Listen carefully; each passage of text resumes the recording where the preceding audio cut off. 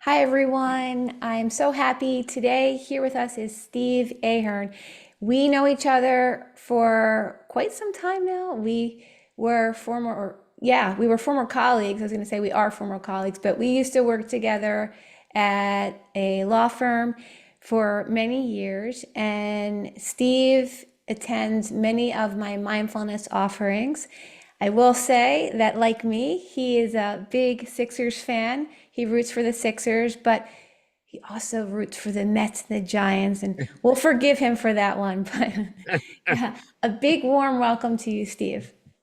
Hi, thank you, Courtney. It's really an honor to be on your podcast. I've watched most of your episodes. I enjoy it, and I just think it's a really good thing you're doing by doing this. Thank So, you. Yeah, you've been a huge supporter of mine. And what I love is that I've had a lot of guests on the show who teach mindfulness, or maybe they coach professionals and they have an element of mindfulness that they weave into what it is they do. But you really weave mindfulness into your entire life in really interesting ways. So as a student, as a practitioner, I'm really excited to have you share your story with all of us. And I know, just because we've spoken many times about the ways in which you weave mindfulness into your life. I know you're a big runner. So let's start there. And if you could tell me, what is so meaningful about running to you? well, what's so meaningful is it's something I've enjoyed watching as a spectator all my life, and I did as when I was a youth up through into high school, and it was just something that I really enjoyed. And again, I'd love to follow, but you work, you do things, you get it does away from it. It does Mhm. take some time if you're going to pursue it a little bit. I don't know how people who work a full-time job train and do some of the things they do, but um, it's really changed my life in the last 20 years or so. Can I ask a question? So, I heard you say you were a spectator and in high school. Did you run on a track team in high school, or did you not begin I until? didn't, I stopped in high school, but my father was the track coach at my grammar school. Oh, okay. So I ran then. I was, I'm not a runner. I wasn't that good at it, but I enjoyed it. And he always took me to like a professional Yeah. track meets. I grew up in New York City, go to Madison Square Garden. We'd see collegiate athletes and the pro athletes. And we went to the Olympic trials back in 1964 to show how Oh, old I wow. am. And it was just something that was always interested me a lot. Well, speaking of New York City, I know you ran the New York City Marathon, which that in of itself, I've done a half marathon, and I've done triathlons. I've never trained far enough to do a full marathon. So I'd love to hear a bit about your experience with the New York City Marathon. Okay, well, I'll give you just a brief backstory that I was looking for something when I took a buyout at 51 from being a managing attorney. I was looking for something to do, and I couldn't figure out why I was just as anxious and stressed out a Mhm. year after I stopped working than I was when I was working, because that's one of the reasons I want to get away from it. Yeah. So, running, I tried a little meditating, it just didn't do it for me. So I started running, and I noticed almost immediately it helped me. So Hmm. I ramped up mileage from I ran Broad Street, which is 10 miles. I ran half marathons, Yeah. and I ran a couple marathons, and everything just really fell into place. It was Hmm. amazing. Everything was smooth, everything was great. So my being from New York, being from Queens, I Yeah. wanted to run New York City. Yeah. Uh, and I'll get a little emotional talking Hmm. about Hmm. some of this stuff. But Yeah. so I was going to be able to go through a part of the city like within a mile of where I grew up. And I was Yeah. like, awesome. So I my family, which is my wife and my daughter and my son back then, Hmm. they were all very supportive. Both my son and daughter were living in Manhattan at Hmm. that time, and a bunch of people from Philly came up to support me, and we had this whole thing worked out. If you've ever done any of this, you, especially marathon, you need to have people in various spots to support you, maybe to give you uh, something to eat, something to drink, something. It's Yeah. a whole thing. Just root So, you, even just root you on, yell out, oh like say you gosh, got this.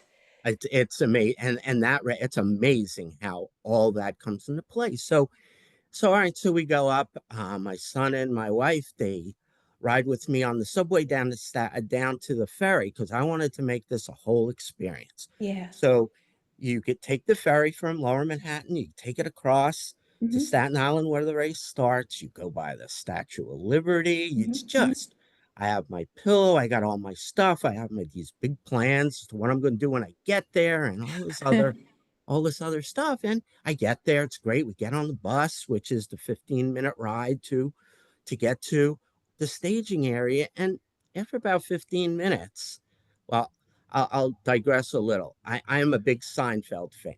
Hmm. And if anything that I do or see in life, I can relate to a Seinfeld episode. Well, this was kind of the Seinfeld episode where the marathon runner who had missed a big race the year before Hmm. in Europe comes to run New York City, and some things happen. He ends up staying at Jerry's apartment. Kramer causes a blackout. The clocks stop and they wake up, and oh my gosh, the race is starting and they're not there yet. Well, I'm riding on this bus, and all of a sudden there's no more buses in front of us, behind us, and time's going by, and all of a sudden we're on the Staten Island Expressway, which is not the place you were meant to be if you were going to be running in the New York City Marathon.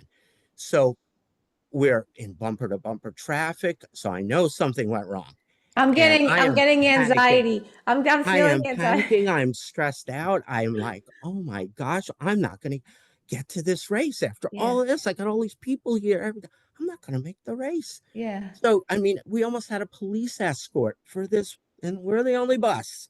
Nobody else. We're the only bus getting us through traffic, moving barriers, getting us to. So we do get there, but my whole schedule is off. What Yeah. I'm going to do beforehand, because you can only bring certain things into certain places. You can only do this. You can only do that. I've got to change. I've got to do this. I've got 10 minutes to get to my corral. Oh my It's goodness. just a mess. So much So for planning. so much for plan. I'm like, oh man, this has never happened. And I'm like, I was not handling it very well.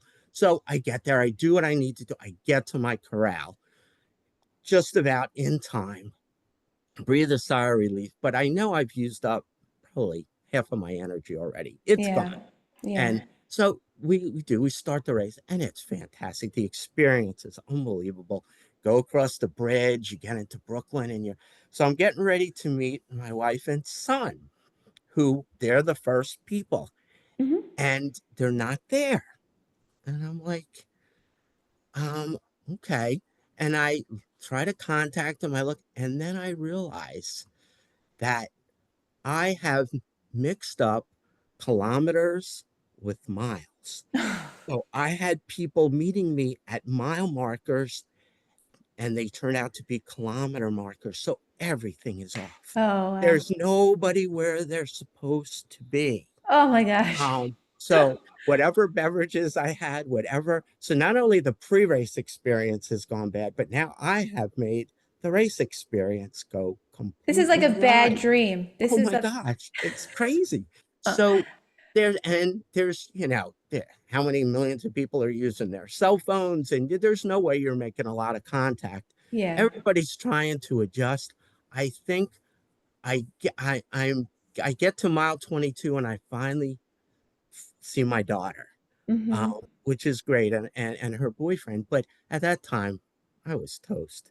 I It was gonna was say mile it was done. 22. It was done. It didn't matter what beverage I was drinking or what how many nuts I was eating. I was done. what Yeah. little gel packets I was using. So, okay, so we get there. And again, the experience is just unbelievable. I loved it. So get to the end of the race. And when I get to an end of a marathon like that, it's already dark because they always do it the first day after daylight savings is over. So So, it's like 5 o'clock, it gets dark. Anyway, so I get to where I'm going to meet my family, and my wife's got her hand behind her back. And I'm like, oh, this is great. She brought me something. So I said, yeah. let me see your hand. She's like, no, that's okay. That's okay. She finally brings out her hand, and she's got like a cast on half of her hand. And Oh, it turns out that when we missed the first spot, her and my son were in a rush to get to another spot. yeah. They were in Brooklyn, and she's holding a sign to root me on. She trips, she falls, and the sign, her pinky, instead of being straight up, was like that. Oh my goodness. So the not the funny part, but I felt so bad. Now I've messed that up. Funny part was they were able to go to an emergency room in Brooklyn, get her treated, get back across the water to Manhattan, get to the end of the race at Central Park before I got there. That's how That's bad amazing. a day it was going for me. But she ends up, it was just, there couldn't have been more things that go wrong, it went wrong with that race. And I thought to myself, okay, running this has been my lifeline for a Yeah. while. I said, but I've got to obviously, I've got to do something to help me with the anxiety beforehand. And Yeah. I've got to do something to help me with the anxiety during the race when everything has gone wrong. So um, I, I tried to do a little research, and I did some things that came up with some race planning, and training planning, which I thought was pretty good. I followed this marathoner named Iliad Kipchoge, who is considered the GOAT of all marathoners. And he would run and he would be smiling the whole time, 2 hours of smiling. And his theory was the smile was fooling his brain to Mm. tell his brain that he was having a good time, even when his body was just totally suffering. And I Yeah. was like, this is awesome. Well, I tried to do this for 5 minutes on a training run, and I'm like, man, that really hurts. I can't keep smiling for however many hours. But so what I started to do, I used that along with um, an idea that I also read about where people kind of they think of a happy thing while they're running. So I would, every few, uh, maybe 5, 10 minutes, I would Hmm. smile. I would Hmm. think of something, pleasant memory with my wife, and a Mm. pleasant memory with my daughter, pleasant memory with my son. I would think about that. I would smile. And at the end of that little period, I would take 5 good deep breaths to make sure I was breathing. Yeah. And that really helped me get through a tough run, get through a tough race. And, Hmm. and it was something really good. And I was like, this is awesome. Now, just briefly, I ran New York City the next year, and it turned out I was getting a kidney stone. Another tough race. This breathing stuff helped me a lot. The Yeah. year after that, it was the year Sandy hit, Hmm. and I ran the the marathon, the Marine Corps Marathon in DC, the morning Sandy hit, the Sunday morning. Sandy hit at night. And I ran that marathon in the morning and got through the marathon all by myself with no support and got back to Philly, uh, to my daughter's in Philly, where she was living then, before, got the last train out of DC before Sandy hit. So after this marathon in New York City, my marathoning was everything was kind of going off the rails. The last time I ran New York City, I said, I'm just going to have a good time, going to have fun. So I had a couple friends at one point, and my my wife, my son, and his future wife, at another point, and anybody who's maybe from the East Coast or the Midwest knows White Castle hamburgers. Yeah, I don't know if you do, but I do. that's what I had at mile 13. I had White Castle hamburgers, and at mile 18, I had White Castle hamburgers. And I don't know how you can run a race with White Castle hamburgers, but I I was just did, gonna say. and it was awesome. But that was back to, I'm just gonna have fun. I can't take this serious anymore. Things are kind of things have gone off the rails enough, and it was perfect. So that's kind of how the running part.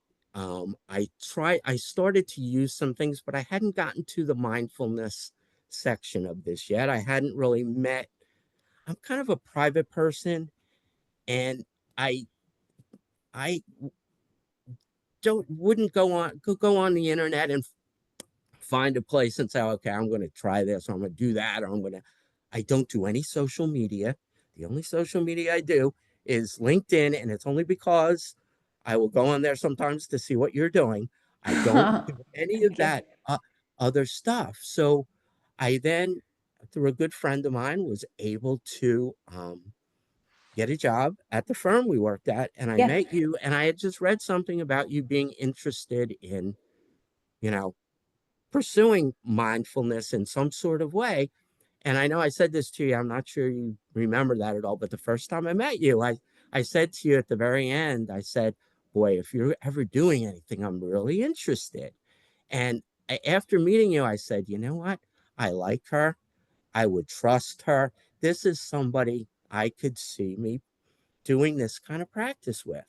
And unfortunately, um, that came about through COVID, which wasn't a great thing, but the firm was good enough to give you the opportunity to um, Bring do it that in. 6 week course. Yeah, so I had been, I mean, mindfulness came into my life at a point where I was lost and I was suffering in many ways. And the the practice from a very early point gave me a sense of hope and a sense of resilience and it just helped me to understand the the ways I was relating to the stressors that are inherent in the work that we do as attorneys. But I really wanted to bring these practices into our firm because I know when I was working there, I knew so many other colleagues who were really suffering. And this was before the pandemic, but it's hard to convince lawyers generally, not just lawyers, but lawyers in particular can be a bit skeptical of Mhm. mindfulness, but then convincing some of the powers that be that this is really powerful stuff, that this can make us better at the work that we do. This can make us feel better. And when we're feeling better, we can help our clients in more ways. But the pandemic was a blessing in disguise because everything was turned upside down. Mhm. And it did create a bit of slowing down in the sense that a lot of us who are litigators weren't having to run to trials and things kind of came to a halt for a good period of time. And I think leadership wanted to support the firm in ways that in whatever ways they could. So I revisited. I remember being in the office of some of the powers that be, like literally it was the last day, like it was when we were realizing like, wow, this is not just like a little thing, like we're gonna have to shut down. Yeah. And I planted a seed, like I wanted to revisit this program that I had created, the 6 week mindfulness program. And so, yeah, the pandemic is what became the gateway to me bringing this into our firm. And then in turn, it grew and grew so that I could help other legal practitioners. But even before you came into the formal practice, I have to touch upon this because I think this is what makes you quite possibly the most interesting guest that I've had on the show, and that is that you rescue turtles. And I know from what you've shared that there's a deep level of present moment awareness that is needed to do the work that you do in saving turtles. So, if we can just, before we go into the formal practice of mindfulness, you can share, give us a little insight into what this is all about. Okay. Well, there's like there's two things other than my family and particularly my grandkids. The two things I really love is running and turtles. And when we moved down the shore, my wife and I were looking for something to do, someplace to volunteer, and we went over to the Wetlands Institute in Stone Harbor. And if Mm-hmm. anybody is familiar with that, they know it's a really cool place. If they're not, it's a place you can learn about all sorts of things about the environment down the shore. So we began um, volunteering there, and particularly got interested in diamondback terrapins. And diamondback terrapins, just briefly, they live in the marsh and they try to get to the dunes over by the ocean, or at least the females do. And they try to do this in June and July every summer, which is the absolute worst time of year to do that. And they've had to adapt. A lot of them just can nest now. They're coming out to nest, and they can nest in sand, they can nest in stones, they can Mm-hmm. nest in places you wouldn't even imagine. But they're trying to get to a point where they think their eggs are going to be safe from the tide. Mm. And we, my wife and I, started what's called Sea City Terrapin Rescue, which is just kind of a name. We The two of uh, you, you started. and that's kind of what the organization is, along with some volunteers. Okay. Because once we started doing it with the wetlands, we found that Sea Isle had a need for it. That's where we live, Yeah. um, and for some reason, I guess because a lot of it is because Sea Isle is not bulkheaded a lot. Mhm. Turtles probably come out more in Sea Isle than they come out in the other towns because they have the opportunity to. Yeah. They they're not barrier. There's no barriers, as many barriers as in other places. I was gonna say we frequent Long Beach Island, New Jersey, It's and I don't. another place where that's a big place for terrapin rescue. Yeah, I never have. I haven't seen them, but I see like the little signs, like Right, turtle crossing signs. So I right. know it's a thing, but I think of you whenever I see the sign. I'm like, this is where Steve maybe goes to get them off the highway. So eh, we started doing things through our environmental commission in Seattle, which has been tremendous. We They fund everything we do, and we have projects from building fencing to protect them from the roads, from building big exclosures, nesting exclosures where they can nest safely. We do rescue of hatchlings, little baby hatchlings that are Yeah. only the size of a quarter from the Mhm. storm drains. Um, we do all these things. And I will tell an interesting story about that really quick is that when we first started doing this at Stone Harbor, at the wetlands, we heard that somebody would go into storm drains and rescue little baby turtles. And we're like, how is this possible? And the story behind it was back in like 1991, this teacher down at one of the high schools, local high schools, saw this 14-year-old kid kneeling over a storm drain with a net. And he said to him, what are you doing? And he says, well, I'm rescuing turtles. I'm rescuing baby turtles. And the guy was like, you gotta be kidding me. So that started him a program with his high school, and that spread. And now it's kind of up and down in a bunch of communities, but thousands and thousands and thousands of these little baby turtles rescued because one 14-year-old kid Oh, saw them and decided to do something. wow.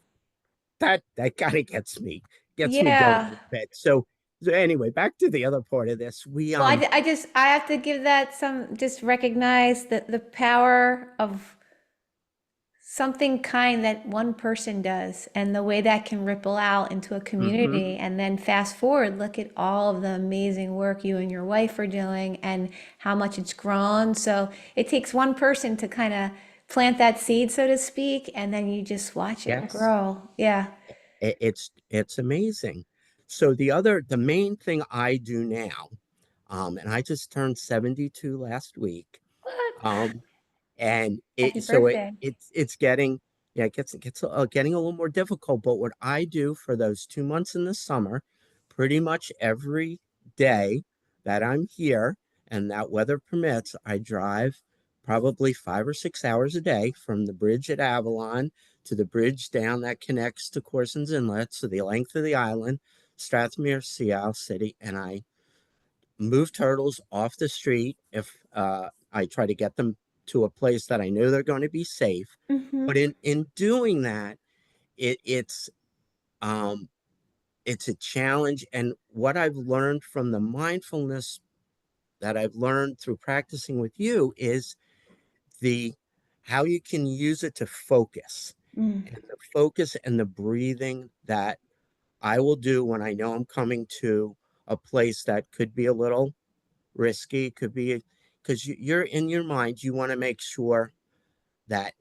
any of the pedestrians in the area are safe, any of the other Mm-hmm. cars are safe, the turtle is going to be safe, and you're going to be safe. And a lot of times to do that, you are doing some things that are a little bit different. Mm. And you really have to know that if I do this, this is going to work out. I can't be like, well, maybe I should do this or maybe I should do that. No, it's got to Yeah. be, you got to be ready. And that the mindfulness practice, particularly since I've gotten older, has really helped me focus. Because the one thing you do is you just mentally get tired, Yeah. and you can't have that happen. Um, I'm really proud that I've never tried to do this in the 15 years I've been doing it. I've never had a turtle. When I've tried to save one, I've never had a turtle get hurt. Mm. I don't want to, and I've never had anybody else get hurt, and I don't want to jinx myself, but Yeah. it's it's it's really it's really amazing how that that the practice has helped me with that. And I'm just so thankful I was able to find you, somebody I trusted that I could practice with and learn some skills and continue to do it 5 years later. It's amazing. I It is. feel I'm feeling a sense. I mean, I'm so amazed at what you do, but I'm like, okay, I'm not doing all that hard work you're doing, but getting out there and saving turtles, but maybe indirectly, I'm helping save turtles because I'm helping you focus and be careful and get these turtles into Absolutely. safe territory.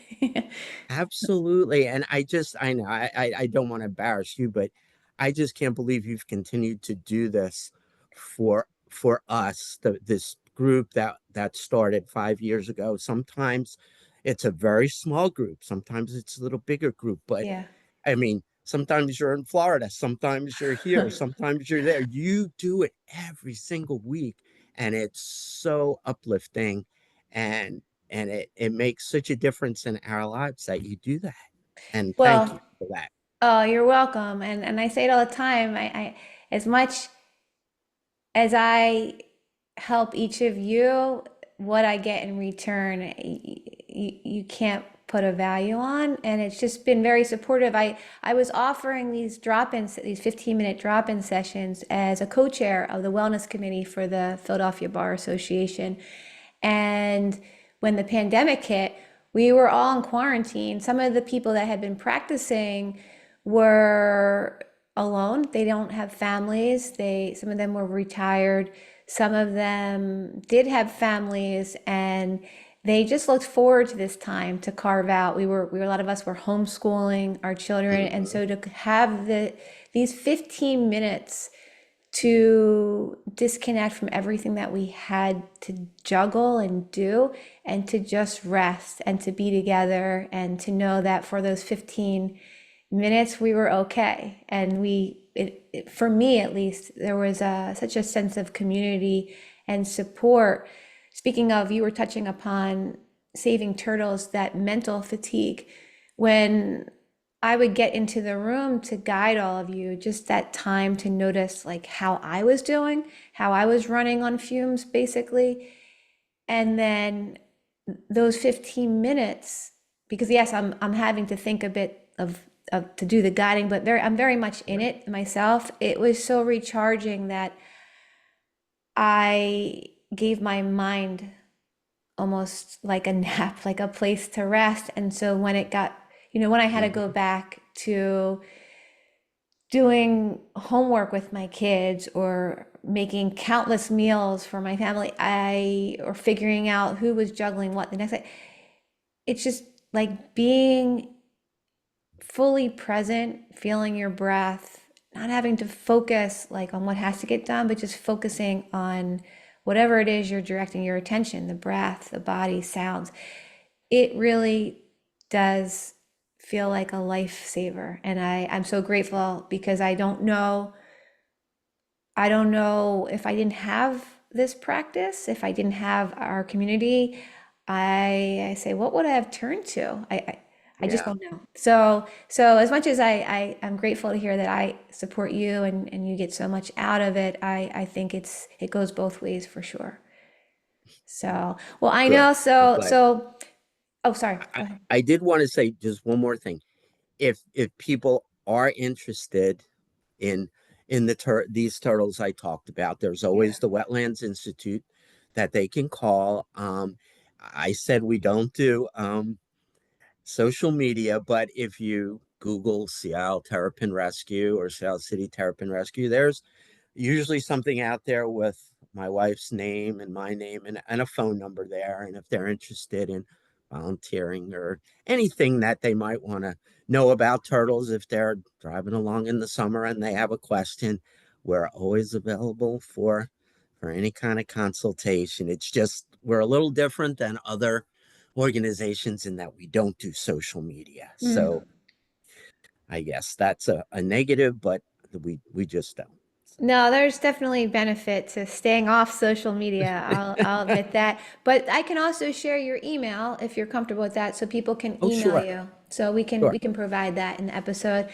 So I see you almost every week for these drop-in sessions, and I know from your sharing what what you can take away from those short practices. But I'm curious because I don't know that I ever asked you this before, but when I offered that first cohort of the 6 week program during the Yeah. pandemic for the firm, what drew you to taking the formal program? I was like, because I probably met you maybe a full year before that. Mm. And um, eh, between when I kind of thought this is the person I really like to learn about this stuff with, there just didn't seem to be any opportunity coming up to do that. I mean, the position I had with the firm is I wasn't there all the time. I traveled a bit. I did some different things.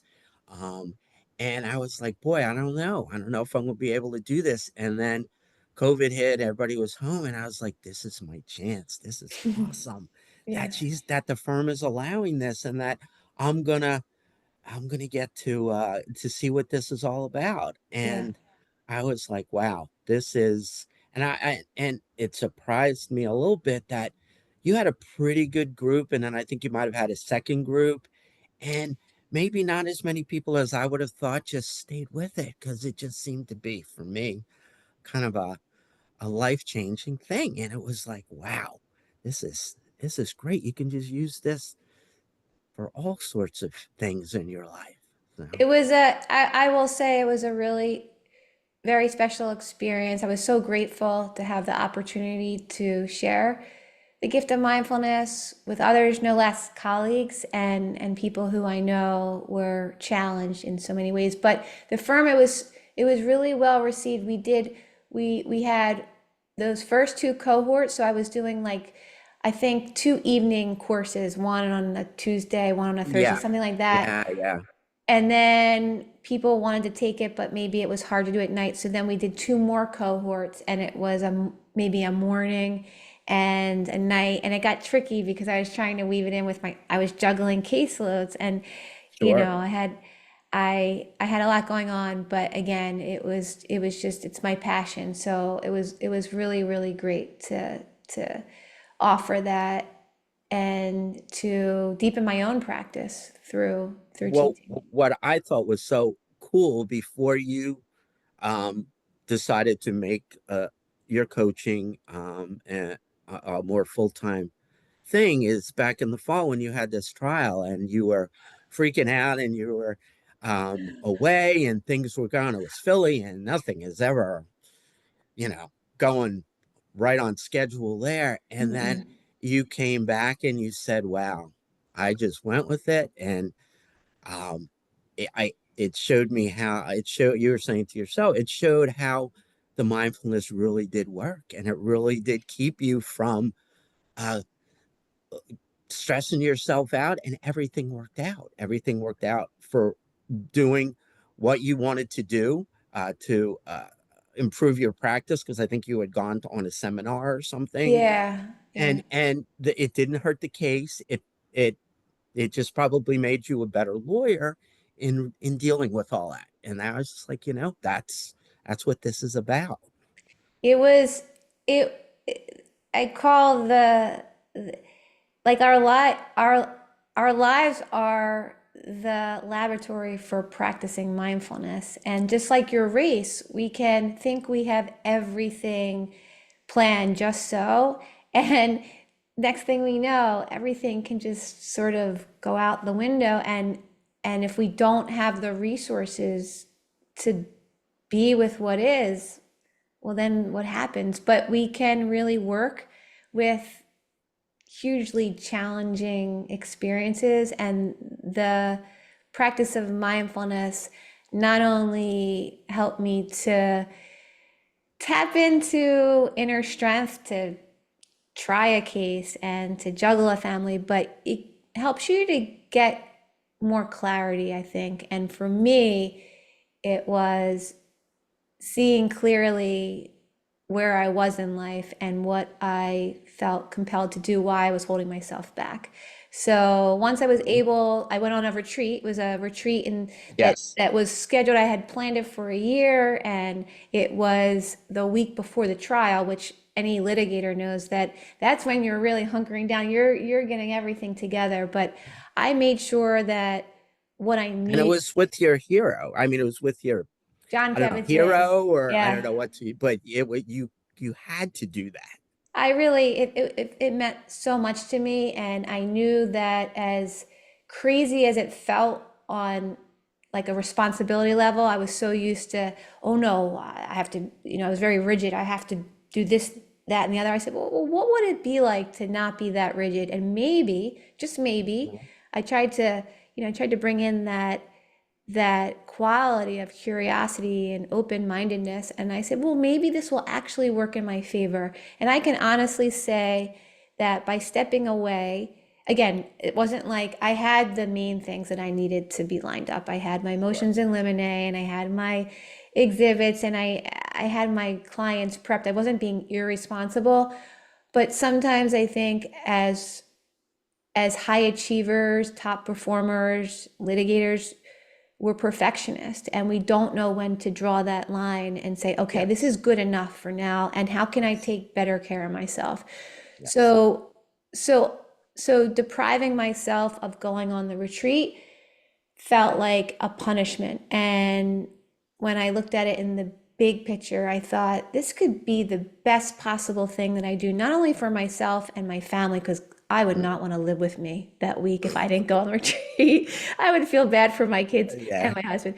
But this may be the best possible thing I can do for my client. And I can full-heartedly say that despite from getting clarity of what I needed and what it meant for me going forward, I was able to reach the best possible outcome because I gave myself that space to just drop in Hmm. more fully, to take good care of myself. And when I came back, I was ready to go. So we settled the case the night before the trial was about to begin, and it was a really favorable result. So there's so Hmm. much power in like you in the race, like being able to see the full catastrophe, the chaos around us and within us, and then to tap in to these resources, whether it's putting a smile on our face, taking a few relaxing sighs, or just feeling the breath. We have so many ways to anchor ourselves, and in all the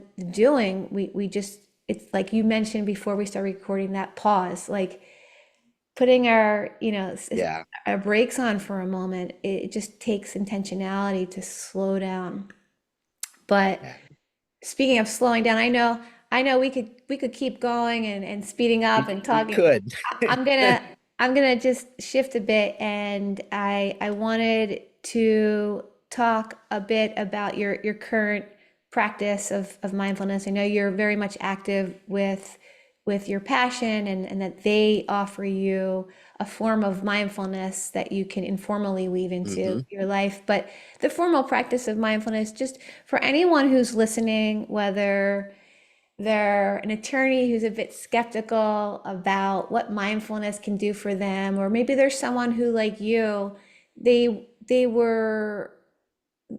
been practicing mindfulness without really knowing it. Like it's intuitive, it's natural, but they're curious about deepening their practice. Is there anything that you would say to them if they're wondering, is this for me or maybe not? I would say to them, um, explore and research it a little bit, find out what it is, and know a little bit what you're looking for.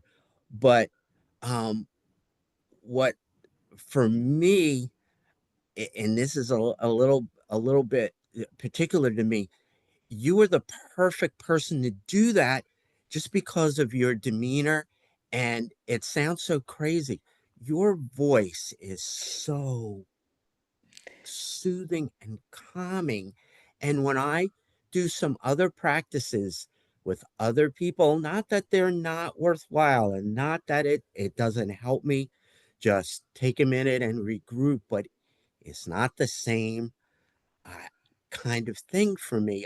It just feels so right to listen to how you do things um, and go with that. And if anybody's on the fence of doing anything, I don't want to make this a commercial for you, but boy, you would be the person Oh, to um, do it with. And then you would know if you didn't like it, I don't think you'd like it with anybody else. But if I think you just have the right way to do this, and I think that's why I think you've gotten to where you've gotten to now in terms of um, branching out and doing different things. But I was always reluctant because I just thought it was a personal thing, and like I said, I'm very funny about trusting people and that kind of thing. And if you're in that kind of boat, then you want to find somebody that you can trust, and it will really work for you if you let it. oh, well, thank you. I feel like I'm flattered, and I will. Before we close out the episode, I just a funny story about my voice. So when I was first studying to become a lawyer, and then my parents found out that I was going to be a litigator. My mom, because for years and years and years, I would get made fun of because my voice was so high. People used to call me Minnie Mouse in elementary Oh, school because I had such a high sure. voice. And my mom said, well, maybe now that you're going to be working as a litigator, maybe you'll want to consider getting voice lessons so you sound a little bit older. And I said, what? Nonsense. I'm not getting voice lessons. And so all these years when I was working as a litigator, I was somewhat self-conscious because I looked kind of younger at the time when I was a young associate, or younger, I should say. And and my voice sounded young. But fast forward to being a meditation teacher, it's the opposite. People say your voice, It, it's so soothing. It's so perfect for this. And I laugh because for so many years I felt like my voice didn't suit what I was doing as a lawyer. And now I'm like, okay, I found my place. I found my place. Absolutely. That's a great story. I love that. Yeah, we laugh about it now. Well, Steve, I have to say I've really enjoyed watching you on your mindfulness journey and being a part of it and getting to practice mindfulness together with you all these years. It's been a gift to me in many ways and a huge support, and it's just really exciting to now listen to the ways in which it continues to support you. So thank Uh, you so much. thank you. Again, I appreciate all you've done for me on this journey. So, My wow. joy, my pleasure, a joy, and I look forward to more opportunities to practice together. Okay. Me too. All right, well, thank you so much, and thanks everyone for watching and listening. Take the best of care. Take care.